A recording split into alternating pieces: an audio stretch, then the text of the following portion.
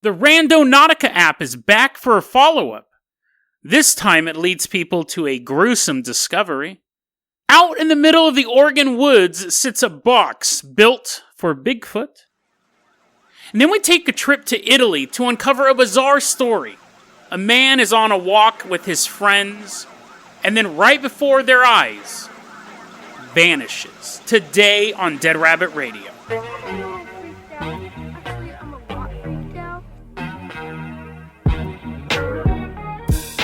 Hey everyone, welcome back to another episode of Dead Rabbit Radio. I'm your host, Jason Carpenter. I'm having a great day. I hope you guys are having a great day too. We got a bunch of stuff to cover today, so we're going to get started.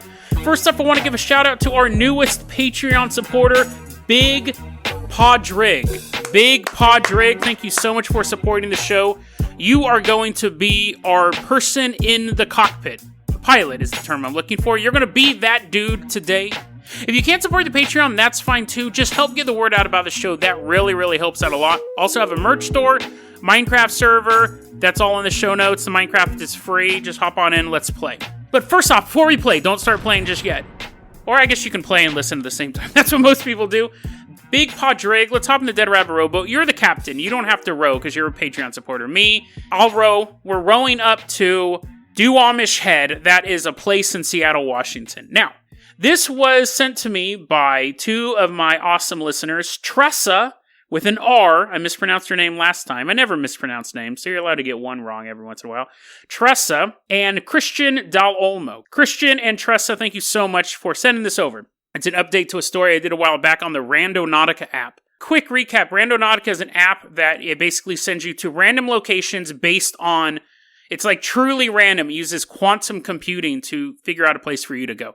I did a whole episode on it. I think it was episode 463, How to Hack the Universe. It's a very popular episode. If you want a more detailed explanation, you can go to that. You can stop this podcast, listen to that one, but that's kind of an overview. This group of teenagers was using the Randonautica app, and it sent them to a place called Duwamish Head, and they recorded all of this. It's on their TikTok video. It's in the show notes. It was from this account, ughhenry. They go there and they find a suitcase, and in it were some garbage bags. So they alerted it wasn't just a suitcase with garbage bags in it. It wasn't like that was suspicious. It was the fact that it was super smelly and it was in the water. So they called authorities. The authorities came out and there was body parts in the bag. So basically Randonautica sent this group of meddling kids to interfere with the serial killer's plans. A little more gruesome than your average episode of Scooby-Doo, but that's what happened. So there's this thing like, isn't that weird how Randonautica would like randomly send them to this location? Were they there to find that and so on and so forth? And then there's another viral video on TikTok. This one is put out by TikTok account user ellotheyahlove.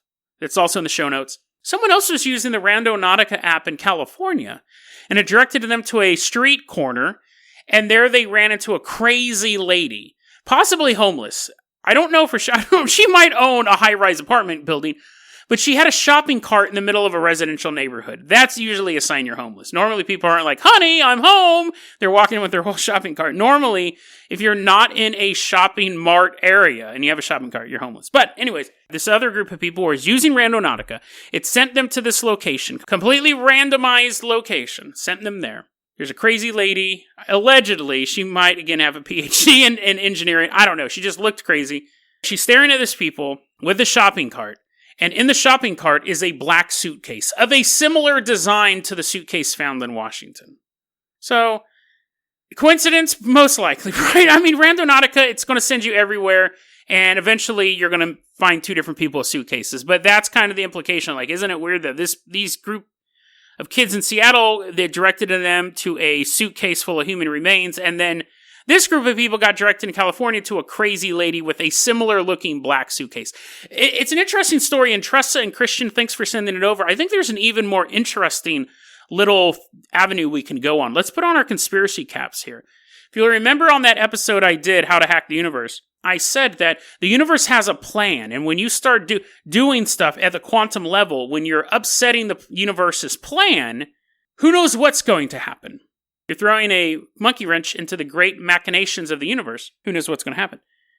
What if these kids do uncover a serial killer, right? They found this suitcase randomly, because they would not have gone to this location had Randonautica not randomly sent them there. And eventually, by the time the cops got there, the tide had risen and the suitcase had already washed back out to sea. It could have just washed away forever, right? What if Randonautica upset... Conspiracy cap fully on. What if this serial killer... Because that's what Seattle police are thinking now. They don't know how many... They just have a bag of body parts. They don't know if they're male or female body parts. They don't know if it's more than one person. But what if this serial killer, assuming there is one, was not supposed to get caught? What if the serial killer was supposed to operate unknown for like 2 or 3 years and then eventually get caught and all this other stuff would happen? But because the universe had a plan and this group of literal meddling kids interfered with it, the serial killer gets caught 2 years earlier than they were supposed to. Weird thought, right? Which is good. I'm not saying, no, let the serial killers do what they need to do. Let them, they're just doing their own thing. We want to catch them as soon as possible, but it's interesting to think that if the universe had a plan for this killer to go on and on, but quantum mechanics upset that plan, that's an interesting way to look at it. It could be possible that eventually there's at this dude's door, and these police are like, hey, sir, listen, this is going to sound nuts, but there was a serial killer. We found out he was coming to kill you, but we caught him because these kids found these body parts in a suitcase. And the guy's like, whew, that's close, man. Like, I almost got killed by a serial killer. And the police are like, yes, but now you're safe. And the police are walking away, and they're like, sir, what's your name again? Even though we came to your address, even though we obviously know who you are for narrative purposes, what's your name again? And the guy looks at the police and he goes, my name's Christ. Mr. Antichrist. And then he stares at the camera. So basically the implication of that made-up story is, what if the serial killer was supposed to eventually kill the Antichrist? But these kids found the backpack. I don't know. The point is that I'm glad that these body parts were found, but it would be interesting to think, like, what if this evil person was supposed to be continuing to do stuff, but maybe Randonautica really will upset the gears of the universe. Who knows? But again, I am not pro serial killers maybe eventually they'll kill the Antichrist. Let's just let them keep slaughtering people. Catch them as soon as possible. But again, I think it's an interesting story. Big Podrig, let's leave behind the dead rabbit rowboat. It smells like body parts. We are headed out to Oregon. So actually, let's get back we can handle the smell. We'll just row back on down to Oregon. We're specifically headed to the Siskiyou National Forest. Siskiyou National Forest. It's in Jackson County, Oregon. We're rowing on down there. So we'll hold our nose with one hand, we'll row with the other. We're headed down there to Jackson County, Oregon. Now, this story was recommended to me by Austin Bergen from YouTube, so I really appreciate this recommendation. We docked the boat. Now we gotta hike through the woods for a while. It's fine. It's a beautiful day out. We get to this little tiny, place in the forest, right? I know that's super specific. Don't try looking for this place yourself without getting a map. But anyways, we walk through the forest. There's big old trees and stuff like that. There's bears taking naps. And then we see this giant box in the woods. It's 10 by 10 feet. Not inches, because that's totally different. That'll catch something different. Nothing. It'll catch a grasshopper. There's a box that's 10 feet by 10 feet, and it has giant telephone poles for legs, for posts, I think is the actual term. Don't have me on your construction site. It's in the ground. It's this giant thing, and it's all old and stuff. It's been there for a while. It was actually built in 1974. It's 2 years older than me, and we're walking, and we see it. There's this giant door. It's a house, okay? I don't know why. It's it has four sides to it. You guys get it. It's a box. It has this giant door on it, and we smell something. Ugh, gross. Got to start holding our noses again. Inside this box, even though it's broad daylight, it's super spooky and dark inside the box. There's a rope hanging there, and inside it is a dead rabbit, all skinned and stuff, just kind of swaying in the wind. At this point, I look at Big Podrig, and he looks at me, and we push you inside the box, and we go, this is for investigative purposes. We push you inside the box. No.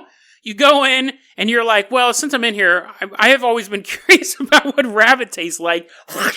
And then the door slams shut. And now if you picked number 1, you are in the Bigfoot trap. This is an actual real thing that was built back in 1974.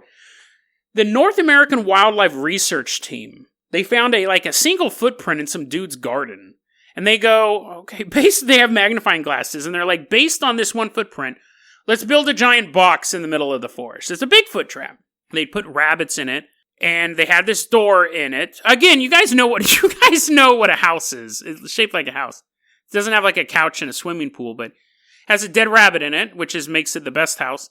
And the idea is that Bigfoot would walk into the house and go, rabbit, arr, and then the door would slam shut and he'd be trapped. Now, you think, okay, great. Now you have a house in the middle of nowhere with a giant monster inside of it. What do? Well, they actually thought ahead, which is actually more than I was giving them credit for. They thought ahead for this. They were going to have a tranquilizer gun there. Not inside the room. That would be like Laurel and Hardy. They're like, yay, we trapped a Bigfoot. Yay! Now it's just time to trank it. Laurel, where'd you put the trank gun? Well, I'm sorry, Hardy. I don't know those characters. Anyways, now he has to go in there. He has to dress up like Bigfoot and sneak in there. A sexy Bigfoot. They had a tranquilizer gun on the outside of the house. So what happened is they trapped Bigfoot in there. This was the idea. And then they'd shoot it with the trank gun. Now you just have an 800-pound monster in the middle of the woods you had to transport. They actually had a sled nearby. So they're like, whee! And they can go down this hill. But when they're not using it for that, the plan was to load Bigfoot up on the sled and then carry it to a truck. And just in case the tranks wore off early, because you know, it's a mythical creature. For all you know, they won't work at all. They also had handcuffs, big old manacles for it. So in their mind's eye, they imagine Bigfoot being smart enough to hide its tracks and bury its own dead and leave no real evidence of its existence for hundreds of years, but would be dumb enough to go, rabbit on rope, my favorite, and set off the trap. In their mind's eye, they thought, we'd catch them, we'll take them back. And actually, they didn't, now that I think about it, they weren't going to take them to a zoo. I remember reading, and this is my job to take notes and remember stuff. They were going to shoot him with a tranquilizer gun and cage him up for a bit, but their goal was to tag him and then follow him around. So the plan wasn't to lock him up in a cage. The plan was just to stalk him and find his family members, maybe put them in cages. Now that I'm thinking about it, what was the end goal? So you tag Bigfoot and you let him out. He wakes up, he's strapped to a sled, he's manacled. You let him out. You don't get murdered by Bigfoot. He runs away. Then he goes home and he's like, you no believe day I have. Me just simply want to eat rabbit. And they're like, was it another rabbit on the rope? Everyone else in the Bigfoot family speaks normal. This is just main Bigfoot. The Bigfoot has this speech impediment. He's like, oh, yeah, rabbit on rope delicacy. And they're like, no, it's not. It was a disgusting, skinned, rotted, no complain. Me read newspaper. So, then what? Then they go to the house, and then there's a bunch of creepy dudes in the woods being like, oh yeah, look at all them Bigfoots. Do they then tag those Bigfoots and see if they have extended families? They're related to the swamp ape in Louisiana. They go visit during the summer. Then what? I mean, I guess then what is the proof of mythological creatures existing, but why not just take the Bigfoot you capture, and take him to the zoo, or a bunch of pictures of you next to his unconscious body. Whatever. Anything, they tag him, and they're just going to let him walk away. Which, again, if Bigfoot's smart enough to cover up his tracks, I think he could look down at his arm and be like, this is not part of anatomy, and rip the tracking device out. But anyways, I guess it's fair to say that never worked, because we don't have proof of Bigfoot. The box did catch a couple bears, though. That way they knew it worked. So, imagine this. Imagine this scenario. A bunch of Bigfoot hunters, right, have now contained a black bear in a box, in a 10-foot-10 box. A black bear, mind you, that has just been fed. And you go, well, then he's not hungry. Now he is the strength of a bear and the speed of a rabbit, because he just ate the rabbit, in a box. They caught multiple bears in this thing, so they knew it worked, but then you have to release the bear. I don't think they're like, oh, you got those handcuffs, Laurel? No. You would just, whoever lost the coin toss had to run up. I don't even know how you would let a bear out of a giant box. Or why I would just be like, well, I guess that bear's dead. Let's just leave him locked in the box forever. And then maybe he'll be bait for Bigfoot. Eventually, there's just nothing but bear carcasses in there. Bigfoot walks by and goes, me really like rabbit, but no room for Bigfoot to eat it, and just walks by. So, yes, it's now what happened was the Park Service goes, that can't exist anymore. It still is there, but they bolted the door shut. Or open, actually. It would be no fun if it was just a box in the woods. They bolted it open, so you can go there. They actually give directions online. You can go there, you can kind of look in a big old empty box. It smells like dead rabbit and bear feces. I'm sure there's a hobo living in it now, so only go during the daytime. Or don't. I mean, it's not like hobos disappear during the day. They're like, oh no, the sun's coming up. I'm going into the fifth dimension. And they just kind of dissolve. Now they're in another realm until the moon appears and they come back in our world. There can still be hobos living in it during the day. If you go there and get attacked by a random hobo, don't sue me for me saying, oh, you'll be safe. It's probably still extremely... There's bears in the area at the very least. Right? So, I mean, that's dangerous too. But anyway, so it does still exist. Park Service now does maintenance on it because people do go there to check it out. So yeah, there you go. Bigfoot trap. It's actually the only known Bigfoot trap in North America. It might be the only one in the world. But it didn't, I mean, is it really called a Bigfoot trap? It didn't catch a Bigfoot. That is one of the great philosophical questions you can ask someone whenever someone's trying to blow your mind when you're smoking weed. You can say, is a Bigfoot trap really a Bigfoot trap if a Bigfoot is never trapped inside of it? Whoa, dude. And if an umbrella had like a hole in it, is it still an umbrella? Whoa, dude. You can blow their minds. So let's go ahead, though. Our minds are going to be blown on our next story. Big Podrig. Let's hop in that carpenter copter. We're headed out to Italia. Good old Italy. Flying on out there. We're going back in time, too, so... We're flying through the ether. We see a bunch of 5-dimensional hobos. They're trying to panhandle on the way. No, roll your windows up. Pretend you don't see them. We're back in the mortal realm. This is an interesting story. Before I even get into dates, this is an interesting story. I got this from UFO Insight, was my main source. They got it from a Russian website that's translating an Italian story. It's very, very interesting. Now, there's 2 or 3 details that are in dispute, even when we look at the original Italian story that the Russian site was talking about. And those were the dates and the location. And they're not so vast that it ruins the story. It's interesting. The story takes place on either May 3rd, 1753, or May 3rd, 1756. Bizarre detail that the day is exactly the same but different year. It takes place at a city called Toscana, but supposedly in or near Sicily in Italy. But there doesn't seem to be a city with this real name. People have tried trying to find this city. So there's kind of interesting details. It may make it a work of fiction, but it does seem to be a much older story. It could be an Italian fable that's just kind of passed through the era. But even then, the story's still very obscure. I'd never heard about this before. I got this from the UFO Insight article, Demons, Angels, or Aliens, the account of Alberto Gordini and the Devil's Trap. So Big Paw Drake, we're going to land that carpenter copter. We're walking around Sicily. We're buying some Italian furniture and stuff like that just to sit in. We're underneath the Tuscan sun. We're soaking up those beams, getting in that sweet, sweet vitamin D. And as we're there, we see Alberto Gordini walking around. Now, he's just a gardener. He's just not even gardening at this point. Is a gardener really a gardener if he never gardens? Whoa, dude. Alberto Gordini's walking around. He's with a group of people. His wife, a couple other dudes, including the Duke of Zanini. And we stand up, we salute the Duke. We didn't know the Duke was going to be here. We stand up, we got to salute the Duke. As he's passing, he kind of gives us one of those hand waves, and we sit back down in our Italian furniture. They're walking around the town square area. And so they're all talking. They're all having a good old time, just chatting it up. And they're talking. Everyone's kind of looking. And wife looks over at Alberto, and Alberto looks at his wife, and she sees that little look in his eye. It was the look that he gave her the first time they met. She knows even this late in life, he's still in love. And then she kind of looks because a butterfly grabs her attention. She looks away briefly. She turns back to her husband. He's gone. Now, around the same time, everyone else in the crowd realizes, wait a second, wasn't there another guy here? It wasn't a massive crowd of people. It was just a couple friends walking through this town square. What? Where'd he go? Hot spring sun is bearing down on their skin. What? How did that happen, dude? Where did he go? Everyone's kind of like flustered and stuff like that. Now, your first I didn't think about this, but because I'm a weirdo, so I immediately would have went time warp. But a rational person, if you're walking through an area and someone disappears, they figure sinkhole. He must have fallen somewhere. So they immediately begin digging up the area.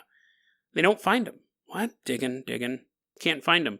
Bring out Dig Dug. He's digging, blowing stuff up.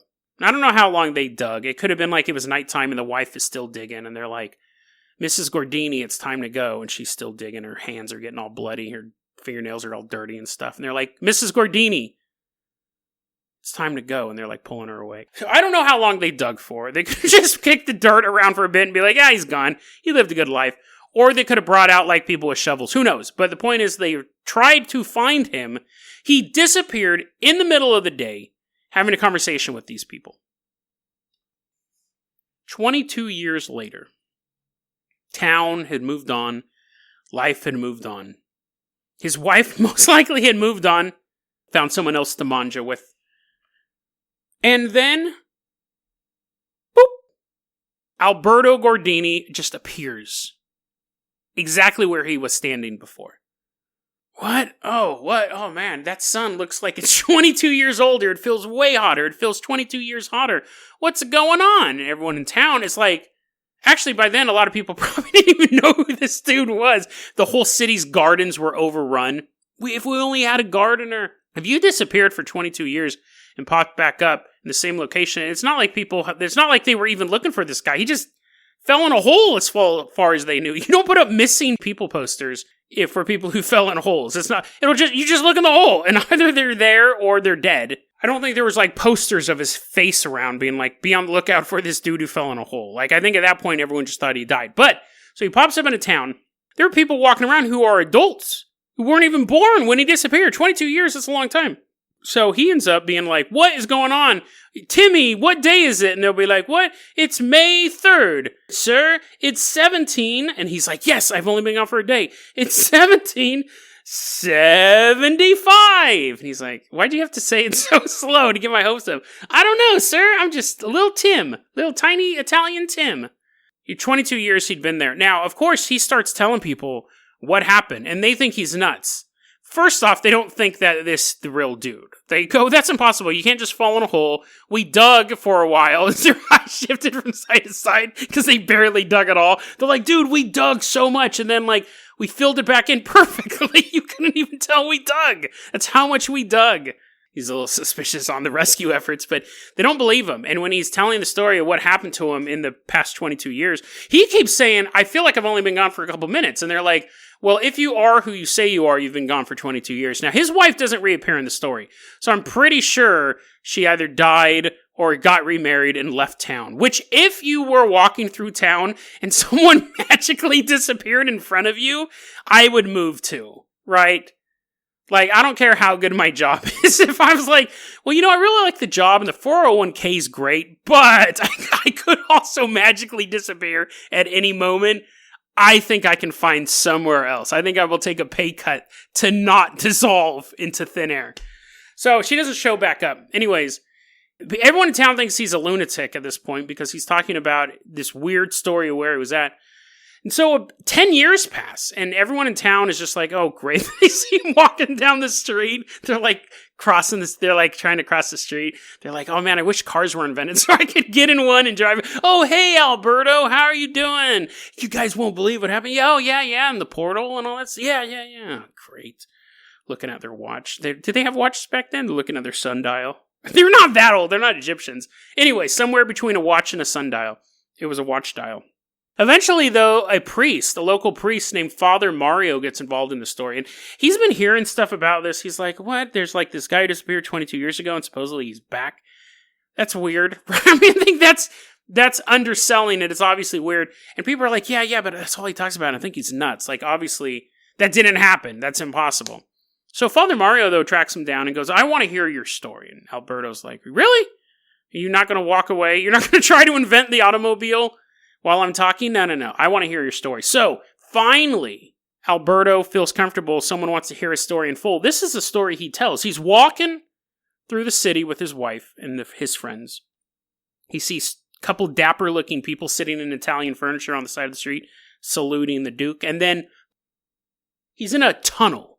He's in a pitch black tunnel. At the very end, he sees a white light. And at that point, he's probably thinking, oh, great, dude. I was halfway done doing a crossword puzzle. I can't die now. And he's walking through the tunnel. He gets to the end of the tunnel where the white light is. And as he's walking through the tunnel, he starts to see what he described as, quote, weird mechanisms. Those are those watch dials I've heard so much about. He's looking at all this stuff on the side.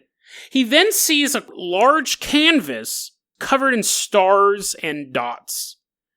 Now that's an interesting visual, because how would you explain a flat screen television set to someone from the 1700s? Like, you would look like a view screen of a spaceship, it would look like a canvas. That would be the best way to say it, a canvas with dots and stars. So it's possible that now he's in some sort of alien vehicle. He's somewhere. He's definitely not in a sinkhole. He's somewhere. He said that it seemed to pulsate with life. Now, there's no television that does that, but I do think it's interesting. They canvas a flat screen without like space and stuff on it would look like, you would describe it as a canvas. Now he's in this room. He's at the end of the tunnel. He's in this big room, and there he sees a woman, a tall, thin woman. I almost said blonde woman, but then her hair wasn't actually described. That was just my own fetish. I'm like, and she was blonde. They were all blonde. It was a tall, thin, human-like figure with long hair. That's the actual description. I don't know if she was a blonde. It was a woman, though. And she turns around and she sees this dude and she's like, oh, great. You're not supposed to be here. You're not supposed to be here. She tells him that he fell through a crack of time and space, and it would be, quote, very difficult to get him back to his own time. So apparently, that was an interesting comment for her to make, because it means that this has happened before. It's not like she turned around and went, oh my god, what are you? Are you some sort of biological entity? And she's like poking him with a stick. I don't know how we're going to get you home. I don't even know what your home is. What are we going to... She turns around, she looks at him, and she goes, okay, here's what happened. You fell through a crack in time. It's going to be really hard to get you home. So it implies that this isn't her first human interloper. So he goes, well, okay, I want to get back home. Like, he began saying, I got to get back home. This crossword puzzle is halfway finished. I really need to know what a 4-letter word is for mucus. And she's like, well, we'll try, but it's going to take you a while. It's not going to be super easy. But while you're here, let me explain what this place is. She said it was a place for souls without flesh and body, and the eternally young. Now, when you think of those two terms, eternally young and souls without flesh and body, I immediately think of a holding area for souls. Eternally young, I think a little like baby people, right? So little Casper ghosts getting ready to go inside babies so they can have life. And then souls without flesh and body is like a waiting room, either waiting to be reincarnated or to move on to the afterlife. So it's almost like a purgatory type thing. She also mentions flying cities. But so basically he meets this woman, this hot blonde, he meets this hot interdimensional blonde, and she goes, you're in a place full of the eternally young, souls without bodies, and there's flying cities. She's kind of naming this stuff off, and he's just like, home, home, home, home. And she's like, well, here, let me tell you a little bit more about how death and the afterlife, home, home. He just wants to go home so bad. She's like, you don't want to hear about the flying cities? Home. Home, fine. I will do my best to try to get you home. But those flying cities are pretty... Home, fine! Okay. Quit chanting that. We're in a world without time and space, and you're very, very annoying. He just appears back in time. So when she said it's going to take a long time to get him home, it wasn't a long time in that universe. It was a long time in our universe. He tells a story, and Father Mario is like, that's dope. Now, I need to know where this place is at. Can you show me exactly where this place was at? And Alberto's like, yeah, I know where it's at. It's like right downtown. You take a left at the Wendy's, go 5 blocks, we're there. They're walking down the street, they're eating Frosties in the hot spring sun of Italy. And they get to the town square, and Father goes, so where were you when this happened? And Alberto goes, oh, yeah, here, let me show you. And he walks, and he goes, I was right. Disappears. Right in front of Father Mario. Father Mario was luckily holding his Frosty, so now he has 2 Frosties. But unfortunately, he might have let a man back to another dimension. So, Father Mario actually had a fence erected around this area, and it had a sign put on it saying, "The Devil's Trap." That's what it was labeled. So now you can't even walk there. It's an interesting story, and it's one that we don't know. Obviously, your first inclination is, well, let's go there, right? Let's try jumping in this trap. We have an Italian story that was translated from Italian to Russian, from Russian to English. And two of the key details that we really need are the exact date, but even more important is the city. Like, is there a sign there that says the Devil's Trap? In Italy, the stories, there may very well be, but the story is so obscure. Even if you lived in that city, you may think it's a local rumor, or you may not even know it exists.